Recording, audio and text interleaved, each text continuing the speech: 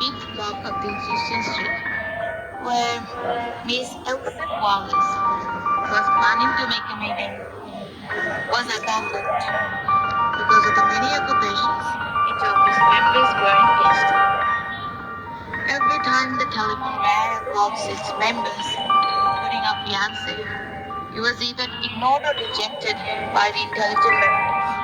Their most thoughtful decisions were either listened with undetected suspicion or a vague attempt to maintain their respective status and honor the people of Zephyr Borough.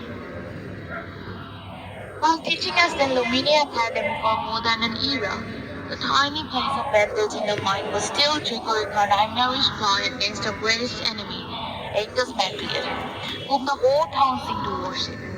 These vague attempts at developing Zephyr Borough by showing off a couple of roads to repair and his horrible jokes at every school program made the need for an emergency meeting at 575th block of Egyptian Street more taunting than ever.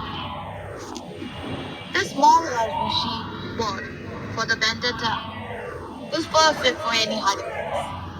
Even if she sneaked into that house after killing Angus, the police would find it really difficult to find anyone there, though she wasn't sure about the procedure of her assassination plot. It was the loneliest house on the block, which was previously haunted by the false rumors of a creepy lady who could murder children with a glance of her eyes. The creepy lady couldn't just adjust to the stupid teenagers and clumsy children staring at her house every time they passed it. Instead, their eyes caused her to leave Egyptian Street. She was an old fragile woman who was realized to be a witch by some military residents. After all, the Egyptian streets were always occupied by the criminals and drug dealers. Those smarter children used to roam around my house, stated the woman. Why not? Those not our parents used to teach their children that I would kill them if they do not. Wallace was ready to give the moon to snatch the house anyway, and she found it perfect for her assassination ploy.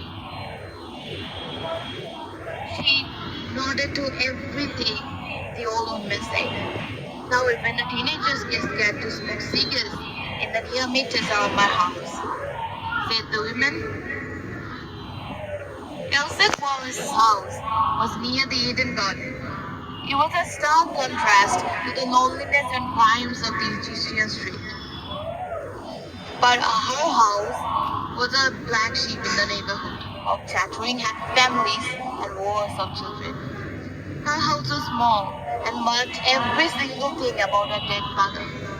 Her only living member was murdered 12 years ago. Her walls bore only one black and white photograph that affected her eyes like onion when she looked at it. Just below the photograph of her parents resided an old telephone that traumatized each member of her ploy. She loved to use the term ploymates for them. The old telephone at Wallace's house worked just as fine as a rose Angus prepared to waste some money for an obituary crowd of members.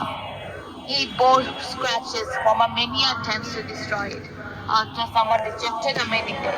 But today won't be the same. She dialed this number. Her hands grasped the wire so hard in anger that they would soon stop working. Finnegan Field was her fiancé. They dated for the time equivalent to the time she joined St. Luminia, almost 12 years, as she made his praise after 2 months of screaming at the students in St. Luminia. Every time he came forward to put the engagement ring in the glass of wine, she would reject it. Fleet memorized her ever so dialect at his proposal.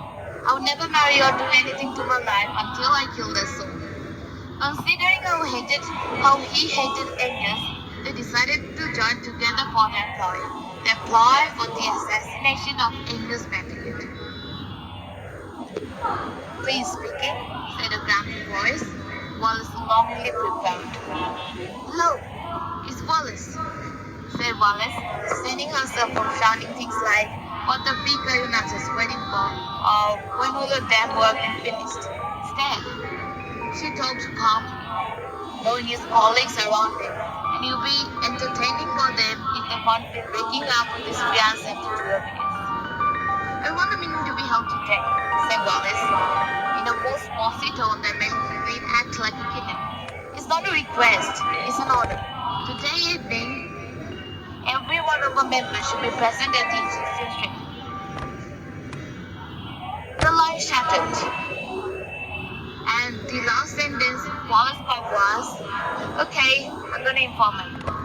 The line broke, and Wallace found herself with a broken wire of her old telephone. She threw it on the floor and slammed her hand on the table. Her hours of calmness and sophisticated talking has been expired. She was replaced by the horrible monster she was in the front of the English teacher in the most famous school in town.